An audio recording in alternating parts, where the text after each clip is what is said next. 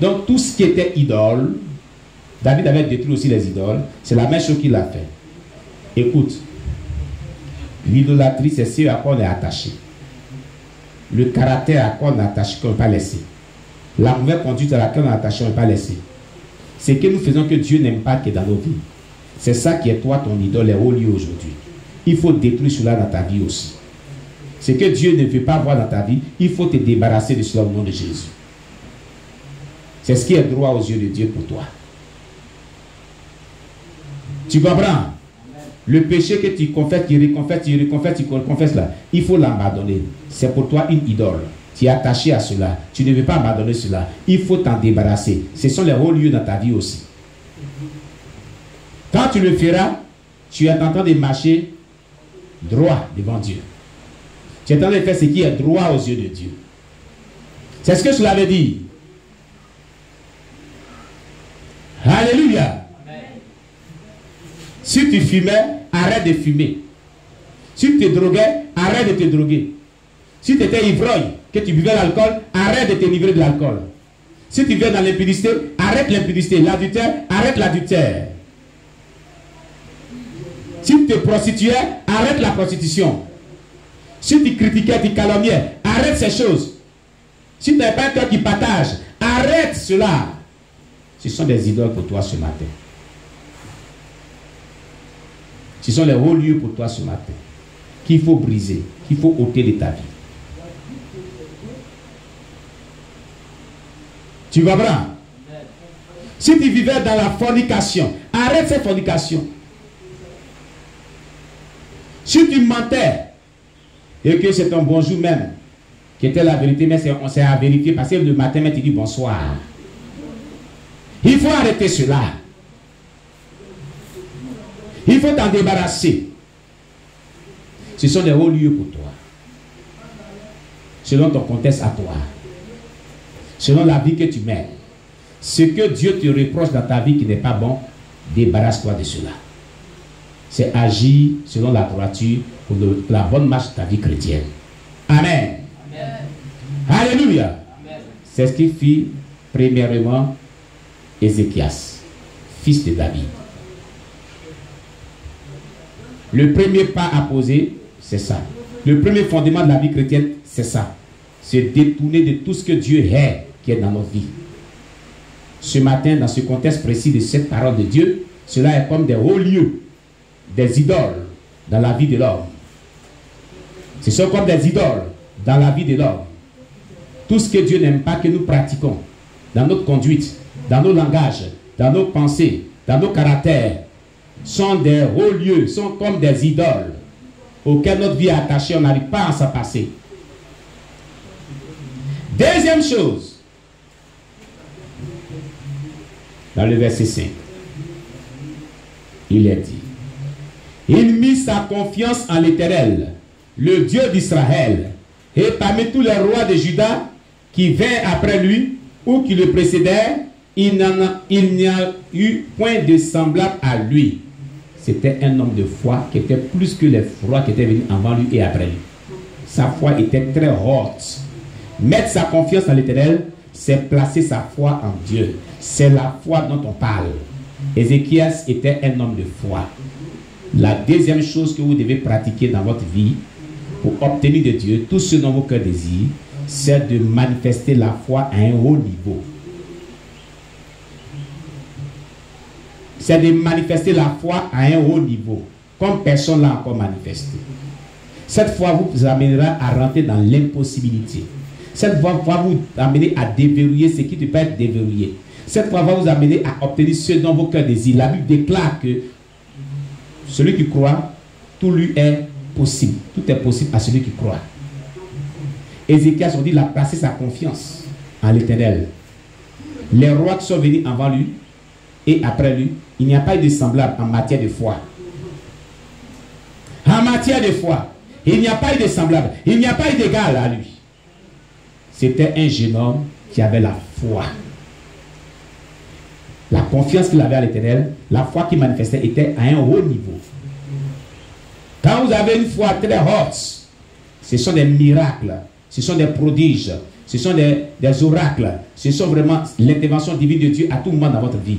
Et votre vie va de témoignage en témoignage, de progrès en progrès, de témoignage en témoignage, de gloire en gloire, de grâce en grâce, de triomphe en triomphe, de victoire en victoire. Et la démonstration, la puissance de Dieu est toujours d'actualité dans votre vie. Car vous avez une foi qui est haute, rien ne vous manque. Alléluia. Dieu recherche dans ces derniers temps des chrétiens qui vont manifester la foi comme Ézéchias. Alléluia. Il recherche des personnes de ce genre. Quelle est la foi que tu manifestes? Est-ce que la foi que tu manifestes est à la hauteur de ce que tu recherches avec Dieu? Si Dieu reçoit de toi la foi qu'il faut, il y a longtemps, ce que tu recherches, il te l'a donné. C'est parce que ce que tu manifestes comme foi n'est pas à la hauteur de ce que tu demandes que cela traîne jusqu'à aujourd'hui. Rehausse le niveau de ta foi, tu verras que ce que tu recherches à Dieu, tu l'auras. Que ce soit la guérison, tu l'auras. Que ce soit un miracle, tu l'auras. Que ce soit la victoire sur tes adversaires, tu l'auras. Que ce soit la délivrance, tu l'auras. Que ce soit un bonheur, tu l'auras. Le mariage, tu l'auras.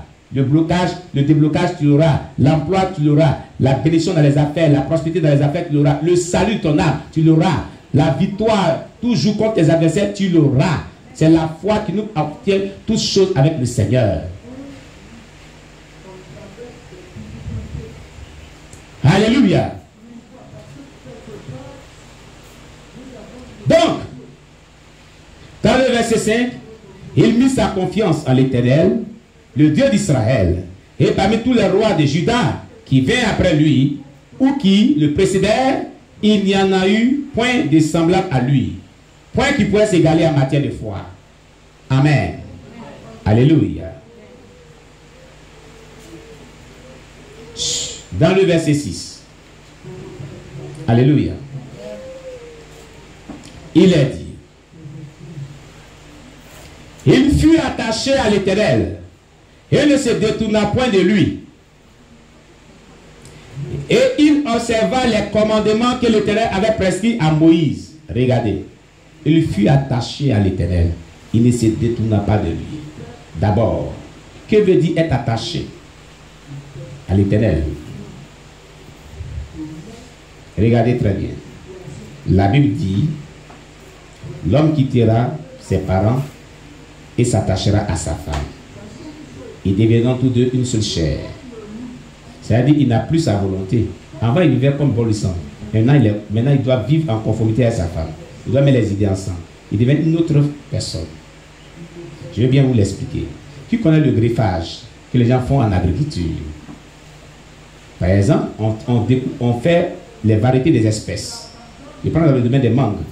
On peut prendre un arbre d'une mangue africain, un arbre d'une mangue greffier, de n'importe quelle espèce. On prend et on fait un greffage. Est-ce qu'on va obtenir les deux types de mangues? On obtiendra une autre espèce de mangue. Parce que la serre d'ici et la serre d'ici se font en deux et donnent une autre espèce de mangue. Amen. S'attacher, on les attachait. Il devient maintenant une autre personne. Quand on s'attache, on n'a plus sa volonté. On se laisse faire. Quand il est dit qu'il s'attachait à l'Éternel, ça veut dire qu'il s'est abandonné à l'Éternel. Il n'avait plus sa volonté. Il vivait selon l'Éternel. C'est ce qu'on appelle la marche par le Saint-Esprit. Quand on s'attache à Dieu, on est conduit par le Saint-Esprit. On vit par le Saint-Esprit. On n'a pas de volonté. On n'a pas nos moi intérieurs. On n'a pas nos égos. On est vraiment brisé. On est soumis à Dieu. On ne fait rien sans interroger le Saint-Esprit. Avant de faire quoi que ce soit, on doit obtenir de Dieu ce qu'il nous donne comme orientation. On ne vit pas sans que Dieu ne nous dise de vivre quoi que ce soit. On vit une vie qui relie l'esclave à son maître. L'esclave n'avait pas sa volonté. Un esclave n'a pas sa volonté. Il ne fait que ce que son maître dit. C'est ce qui est attaché à Dieu. S'attacher à Dieu, c'est s'abandonner dans sa main. Ne plus faire sa volonté, mais faire que la volonté de Dieu. Vivre que la volonté de Dieu. Marcher selon la volonté de Dieu. Ne plus faire ce qu'on veut. Avant de faire quoi que ce soit, interroger Dieu. Et ce qu'il nous dit, le mettre en pratique. Se laisser guider par le Saint-Esprit. Et c'est ce qu'il faisait Ézéchias, ce jeune homme de 25 ans. Il marchait selon Dieu. Il vivait selon Dieu. Il parlait selon Dieu. Il posait les actions que Dieu lui disait de poser. Il ne faisait rien de lui-même. Alléluia. Dieu cherche de nos jours de tels chrétiens. Dieu cherche de nos jours des chrétiens qui ont vu une telle vie. Mais pas les chrétiens qui ont vu comme bon les sangs. Pas les chrétiens qui ont fait ce qu'ils veulent en longueur de journée. Alléluia. Car toutefois que tu fais ce que Dieu dit, cela est accompagné d'une notion spéciale. Et cela a de la réussite. Et cela a du succès. Mais quand tu fais ce que tu veux, qui n'est pas dans le plan de Dieu, c'est le désastre qui vient. Ce sont les problèmes qui viennent. Quelqu'un me comprend bien? Il fut attaché à l'Éternel et ne se détourna point de lui. Il observa les commandements que l'Éternel avait prescrits à Moïse. Ça dit, la deuxième des choses qu'il faisait, après s'être attaché à Dieu, donc après la marche, c'est qu'on appelle de nos jours la marche par le Saint-Esprit, il marchait selon les commandements que Dieu avait prescrits à Moïse. Donc la parole de Dieu. Il mettait en pratique la parole de Dieu. Les enseignements qu'on vous donne, mettez cela en pratique. Vivez selon ces enseignements. La marche à le Saint-Esprit, l'obéissance à la parole de Dieu. L'obéissance à la sainte doctrine de la parole de Dieu. La vie selon la parole de Dieu. C'est ce que cela veut dire. Alléluia. La quatrième des choses qu'il avait fait. Dans le verset 7. La Bible dit: et l'Éternel fut avec Ézéchias.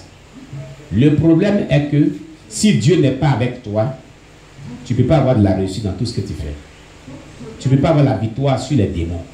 Tu ne peux pas avoir la victoire, tu ne peux pas être délivré, tu ne peux pas obtenir de Dieu ce que tu veux. Quand il a accompli tout cela, c'est là que Dieu a été avec lui. Voici ce qu'il faut faire pour que Dieu soit avec toi. Si Dieu est avec toi durant tout le restant de ta vie, tu as du succès, tu bénéficies de la protection divine, tu ne manques de rien. Quand tu cries à Dieu, il t'exauce. Si c'est sa puissance dont tu as besoin, tu l'auras. Tout ce que tu désires, il te l'accorde. La délivrance, il te l'accorde. Mets en pratique tous ces principes de vie, Dieu sera avec toi. Dieu marchera avec toi. Le problème des chrétiens de notre jour est que Dieu n'est pas avec eux. Et que Dieu ne marche pas avec eux. Alléluia. Rappelez-vous que Joseph, Dieu fut avec lui en Égypte et Dieu l'éleva. Toutefois qu'une personne, la Bible dit que Dieu fut avec lui, c'était vraiment une personne qui a vécu des expériences merveilleuses avec Dieu. Parce qu'il avait un certain mode de vie qu'il pratiquait. Voici pour Ézéchias. Voici tout ce qu'il faut faire pour que Dieu soit avec toi. Quand Dieu est avec toi, tu ne peux pas être assujetti par une force du mal. Tu triompheras de tout esprit méchant qui te domine. Tu auras la victoire. Regardez ce qui suit. Et tu auras du succès, que tu réussiras dans tout ce que tu entreprendras. La Bible nous dit, au verset 7, et l'Éternel fut avec Ézéchias, qui réussit dans toutes ses entreprises. L'Éternel était avec Joseph. Dieu l'avait amené à réussir dans tout ce qu'il entreprenait pour son maître. Et tout ce qu'il a fait en Égypte, il a réussi. Quand Dieu est avec toi, tout ce que tu fais, tu réussis. Voilà ce qu'il faut faire pour que Dieu soit avec toi. Tous ces éléments qu'on vient de développer, tout ce que nous venons de donner comme enseignement, mets cela en pratique, Église, pour que Dieu soit avec toi, en fait que l'évangélisation, sur ton champ de mission, en fait que tout ce que tu entreprends pour l'œuvre de Dieu, tu puisses réussir, tu puisses gagner les âmes à Jésus-Christ, tu puisses réussir dans tes entreprises, dans tes affaires, réussir ta vie chrétienne, réussir à triompher de tes adversaires, réussir à éradiquer ta vie, les démons qui t'ont assujetti, les maladies qui t'ont assujetti, réussir à débloquer ce qui était bloqué de ta vie, réussir à avoir de l'emploi, réussir ton projet de mariage, réussir des projets que tu as en tête, pour que tu puisses réussir dans tout ce que tu veux recevoir de Dieu. Voilà ce que Dieu te demande, cher bien-aimé. Tu comprends? Réussir ta vie de sanctification, voilà ce que Dieu te demande. Ézéchias l'a fait. Tu peux le faire aussi. Amen, amen. Alléluia. Il se révolta contre le roi d'Assyrie et ne lui fut plus assujetti. Alors, c'est comme une domination qui était sur lui. Par sa révolte, Dieu a ôté. Toi qui es dominé par les sorciers, dominé par une emprise quelconque, par des sataniques, par des adversaires, si tu mets ces principes de vie en application et que tu te révoltes dans tes prières, ces dominations tomberont pour toujours. Et ta vie sera délivrée. La vraie délivrance vient aussi en mettant en pratique ces principes de vie. Si tu es ici pour une délivrance, écoute-moi très bien. Voici le secret pour que tu parviennes à la délivrance. Si tu recherches quoi que ce soit avec Dieu, voici le secret pour l'obtenir. Que Dieu te donne ce matin. Tu comprends, cher bien-aimé? Ézéchias a suivi les conseils de son père. Il a suivi ce que son père a vécu. Et voilà ce qu'il a obtenu. Bien-aimé, en ce matin, l'Éternel te parle. Il nous parle, il nous instruit. Si ce qu'il faut faire pour réussir, pour avoir la victoire, pour bénéficier de sa grâce, pour bénéficier de ta protection divine, voici tous les éléments qu'il faut pratiquer dans sa vie. On veut la guérison. On veut le miracle. On veut la délivrance. On veut le mariage. On veut la réussite dans n'importe quel domaine de nos vies. Mais on ne veut pas marcher sur les principes de vie qui nous amènent à cela. Comment est-ce que cela sera possible? Ça ne peut pas être possible. Bien-aimé, écoute-moi très bien. Ce matin, Dieu me charge de te dire le secret de ce que tu recherches avec lui. C'est ce que tu comprends ce matin. Pour parvenir à ce que tu recherches avec Dieu,